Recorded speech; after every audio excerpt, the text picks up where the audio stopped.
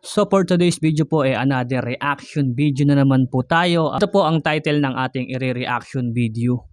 Ang maitim na lihim ng RCC patungkol sa Black Nazareth, isiniwalat ng Biblia.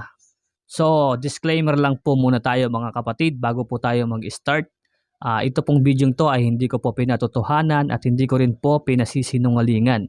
Ako po ay magre-reaction video lamang at kayo na po ang bahalang humusga kung ito ba ay totoo or hindi. So dahil wala naman tayong hinihintay na, tayo po ay magsimula na. Play na natin yan. Let's go!